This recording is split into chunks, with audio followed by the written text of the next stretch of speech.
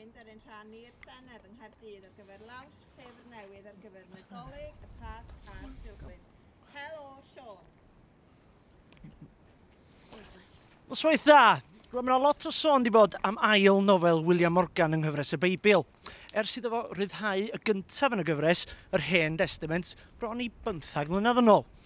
Ath y llyfr yna ymlaen i ennill llyfr y flwyddyn, ac mi gafodd ei chamol i'r cymylau am ei naratif cymleth a'i chymeriadau lliwgar. Yn wir, mi nath Owen i ddisgrifio hi fel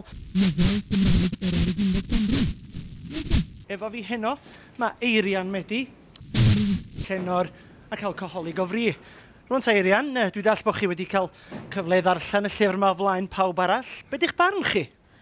Fel un oedd wrth fy modd gyda'r Hen Testament a'i straeon gwaedlyd, o'n i'n edrych ymlaen yn arw at hon, fod y teitl A Testament Newydd ddim yn wreiddiol iawn.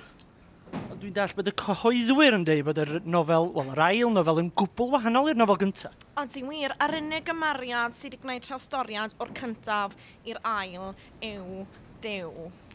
Ond dwi ddim am weid gormod, rhag sbwylo'r plot yn dy fe. Bendigedig, os a gymeriadau newydd? Oes, gan gynnwys y prif gymeriad sy'n gallu gwneud pob math o'n driciau, yn cynnwys troi ffon mewn i sarff.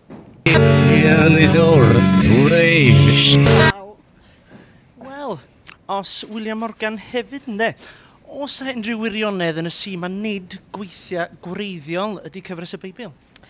Mae arna i ofn bod y si yn wir, Sion, dim storeuon gwreiddiol yw nhw, cyfieithiadau unwaith eto sydd yn creu mymryn o bryder o feddwl cynlleied o nofelau Cymraeg gwreiddiol sy'n cael ei ryddhau.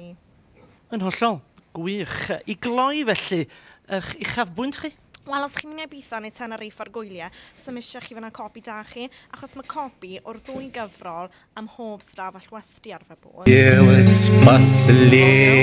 A'r isafbwynt? Wel, bydd ddim pawb yn credu yn y cymeriad newydd. Mae'r ci allan o 10. Nofel mewn un gair. Ysbrydol. Iawn, nôl at y stiwdio.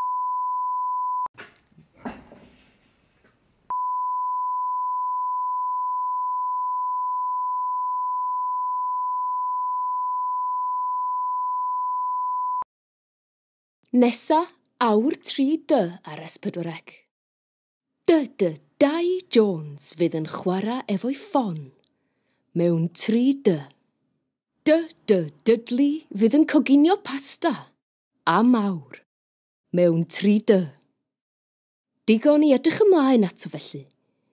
Dim ond ar S4C.